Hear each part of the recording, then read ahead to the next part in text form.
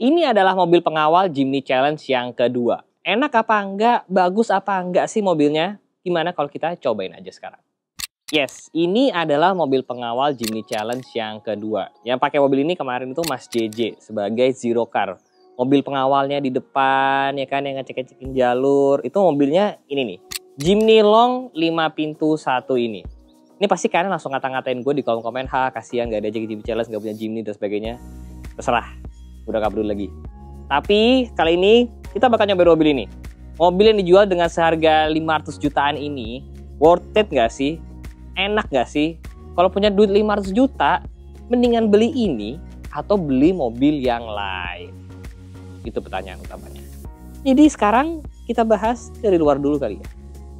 Jadi Jimny 5 pintu itu seperti namanya, lebih panjang dibandingin Jimny yang 3 pintu. Kalau yang Jimny 3 pintu buatan Jepang, yang ini buatan India.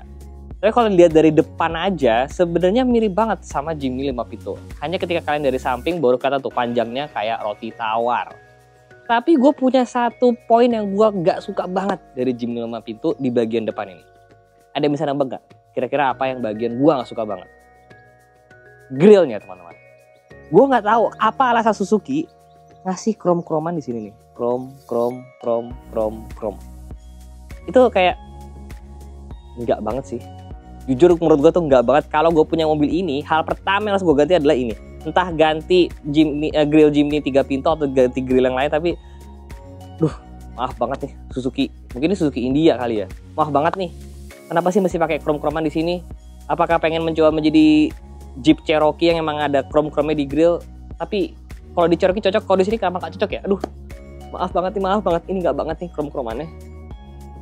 Nah, dari samping kalian bisa lihat banget nih, lebih panjang mobilnya, ya kan? Pintu depan sih rasa-rasanya kayaknya mirip sama Jimny 3 pintu. Tapi pintu belakangnya lebih pendek, terus bagian belakangnya pendek banget. Nah, mungkin ketika kalian lihat mobil ini, kalian langsung berpikir, nah ini pasti mobilnya lebih lega nih daripada Jimny 3 pintu. Well, gue nggak bisa bilang lebih lega sih, hanya bisa bilang lebih mudah aja aksesnya ke baris kedua. Karena walaupun mobil ini lebih panjang, tapi gue nggak bisa bilang mobil ini mobil yang lega, teman-teman. Nah, seperti bisa kalian lihat, mobil ini tuh lumayan sempit, teman-teman. Ini kalau pintunya ditutup, pundak gue nih, tangan gue ini sebenarnya beradu nih sama si door trim ini. Nah, kalau kalian berpikir ini mobil mungkin segede Calya gitu, kayaknya enggak sih, teman-teman. Ini lebih kecil dari Calya menurut gue. Karena gue duduk bertiga di belakang tuh kayaknya udah nggak mungkin sih. Mobil ini kecil banget, di belakang tuh benar-benar kecil. Dia cuma lebih panjang untuk biar ininya aja lebih lega, sama ada bagasi juga yang lebih besar. Tapi kalau misalkan ngomongin kalian jalan-jalan berlima, orang dewasa gitu ya, agak kasihan sih sejujurnya. Karena bagian belakang sini cukup sempit, teman-teman. Tadi gue bilang mobil ini lebih panjang juga biar bagasinya lebih gede. Seberapa gede sih? Kita lihat deh. Bagasinya ya lebih gede daripada yang 3 pintu, cuman nggak segede let's say mobil-mobil 4 pintu lainnya yang di harga 500 juta rupiah, teman-teman. Kemarin gue coba nganterin keluarga gue pergi ke bandara, satu koper gede, yang gede banget, itu udah penuh di sebelah sini. Di sini cuma cukup satu koper yang lebih kecil lagi. Jadi kalau misalkan kalian ngebayangin, gue punya Jimny, gue pengen traveling berempat gitu ya. 4 orang dewasa traveling, let's say seminggu gitu ya, road trip, bawa banyak barang, gak mungkin cukup di bagasi ini. Mobil ini bener bagasinya kecil banget, ruang di dalamnya sempit. Jadi emang kalau misalkan punya mobil ini, kepikiran mau bikin road trip bareng teman-teman atau bareng keluarga, harus pasang roof rack kayaknya.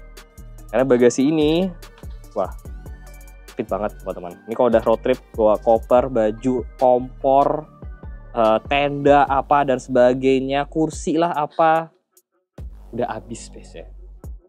Ya, jadi memang mobil yang masih kecil, teman-teman. Mungkin sekarang enaknya kita bahas fitur-fitur yang ada di mobil ini dulu. Mobil ini dijual dengan harga hampir 500 juta rupiah, 490-an juta rupiah lah sekarang. Harga resminya, ya kan? Gue nggak tahu kalau sekarang salesnya ngomong harga berapa, gue nggak tahu. Apakah mobil ini secara fitur dan build quality terasa seperti mobil 500 juta rupiah? Tidak, teman-teman. Pertama, dari soft touch aja, hampir nggak ada soft touch di mobil ini. Udah semuanya hard plastik, ya kan. Kemudian, dari tempat penyimpanan aja ya, hampir nggak ada di mobil ini. Door trimnya bisa kalian lihat tuh sempit banget. Door pocket itu sempit banget. Yang di sini juga, ya kecil banget. Memang kalau ngomongin soal audio, head unitnya oke lah ya, udah ada Apple CarPlay. Tapi fiturnya ya cuman itu aja. Wireless Apple CarPlay, wireless charging nggak ada, ya kan. Speedonya juga masih analog, which is lucu sebenarnya. Tapi udah nggak ada apa-apa lagi, nggak ada sunroof, nggak ada apa-apa. Bahkan parking brake aja masih kayak parking brake ya kayak Jimny zaman dulu yang, ya kan. Cruise control, basic cruise control ada, volume di sini ada, buat ngangkat telepon ada. Tapi basically kayaknya itu aja sih. Bahkan tombol buat ngunci pintu aja, gue nggak bisa nemu dari kemarin. Jadi kalau misalkan udah masuk mobil mau ngunci pintu harus pegang yang di sini, ceklek gitu, baru semuanya kekunci, teman-teman. Jadi memang kalau ngomongin fitur, mobil ini apakah terasa seperti 500 juta rupiah? Baik lagi, enggak. Menurut gua pribadi sebenarnya secara fitur, build quality yang di sini di interior, itu rasa-rasanya kayak mobil 300 jutaan rupiah lah, teman-teman. Kalau gua mau jujur-jujuran aja. Memang mobil ini menangnya adalah dia 4x4 dan dia menang di brand Suzuki Jimny-nya, dan emang nggak bisa bohong tentang desain sih.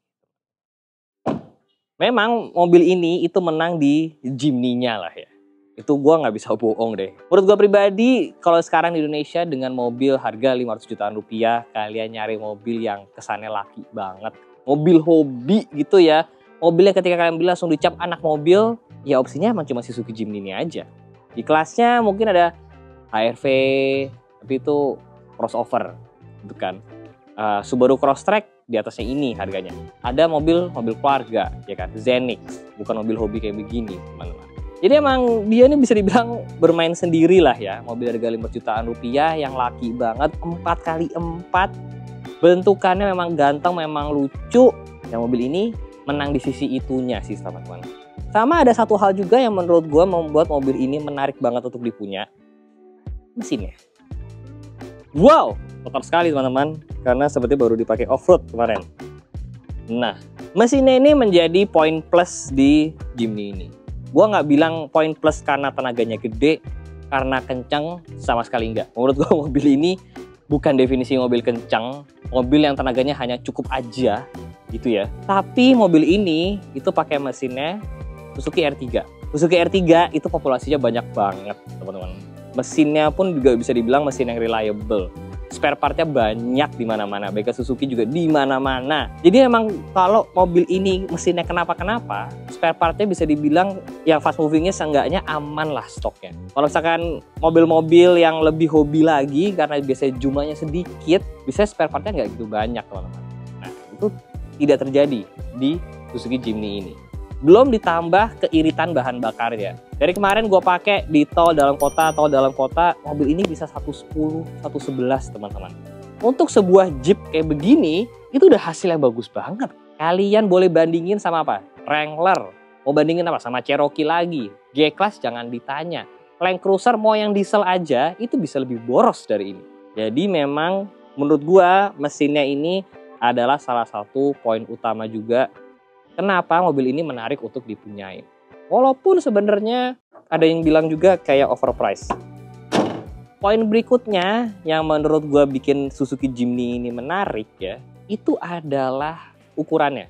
Yes, dari tadi gue bilang ukurannya kecil, sempit dan sebagainya. Tapi buat kita yang tinggal di Jakarta, itu adalah poin plus. Kita coba ini.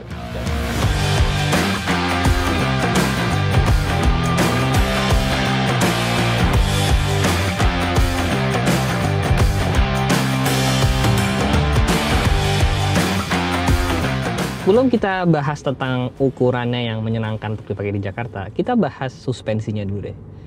Suzuki Jimny dari dulu, dari zaman bokap gua, kakak gua, itu emang terkenal dengan mobil yang naikannya tidak enak. Lalu pertanyaan logisnya adalah, well sekarang Jimny udah modern, udah baru, dulu Kijang kotak nggak enak, sekarang Innova udah enak, Jimny pasti juga udah enak dong.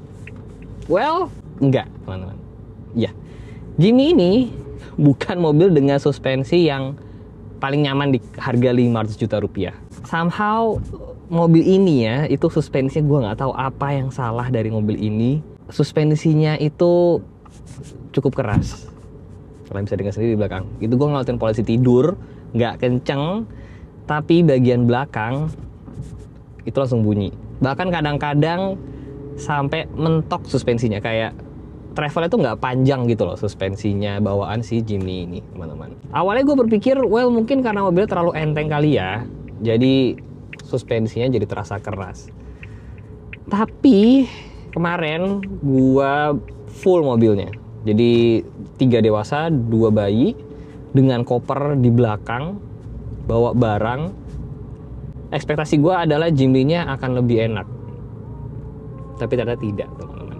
Jadi sepertinya memang bukan karena mobilnya terlalu ringan, memang hanya settingan suspensinya aja nih yang agak berbeda nih di Suzuki Jimny.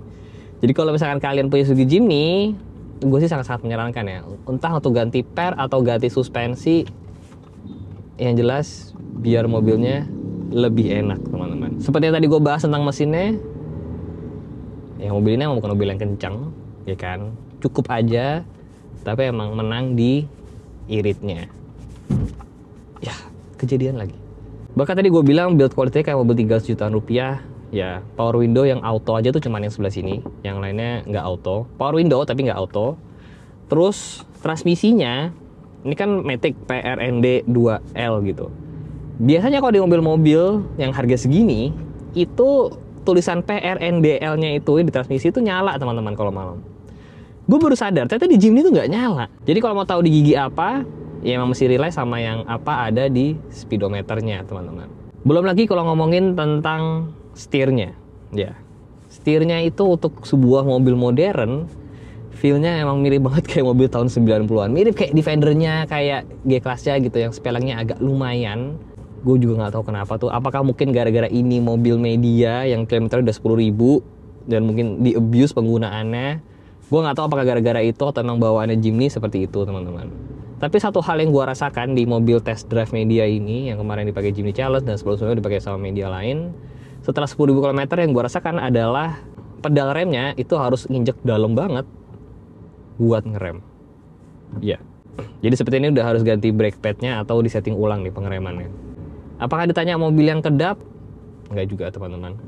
Ini mobil bukan yang kedap. Kalau kalian lihat kolongnya aja juga kayak nggak ada bagian peredaman gitu kan di wheel arch-nya situ. Tapi balik lagi seperti yang gue bilang, mobil ini menang di ukurannya kalau mau dipakai di Jakarta.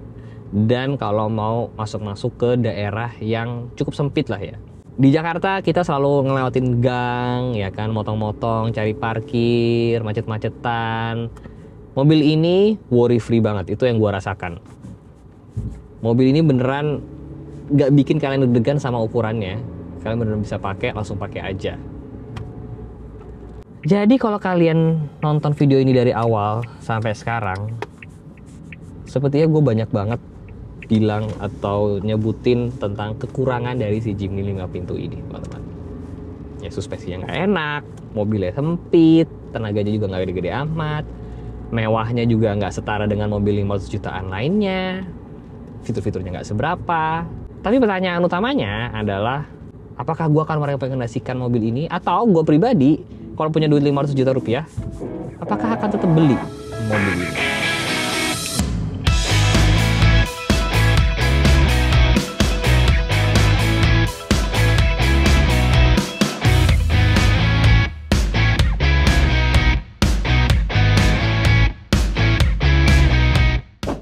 Ya, teman-teman. Jadi itulah review singkat dari gua tentang Suzuki Jimny 5 pintu ini. Mobil yang sebenarnya secara build quality menurut gua harganya harusnya ada di 300 jutaan rupiah. Mobil yang tidak begitu nyaman, mobil yang kecil sempit gitu ya. Dan harganya 500 juta rupiah. Jadi sebenarnya kalau pakai nalar, gua tidak akan merekomendasikan mobil ini. Tapi karena kita cowok dan kita selalu bikin keputusan-keputusan yang bodoh, maka gue akan bilang, kalau kalian punya duit 500 juta, beli aja Jimny satu ini. Seenggak-enggaknya kalian dapetin mobil yang full, rugged, bisa dipakai off-road, turun tuh berasa mobil hobi gitu ya. Di harga 5 jutaan rupiah, mobil baru, ya ini aja opsinya. Apakah kalian setuju dengan keputusan bodoh yang baru saja gue bilang? Jangan lupa di like, jangan lupa subscribe. Saya Sevi Jalan. See you next video guys. Bye bye.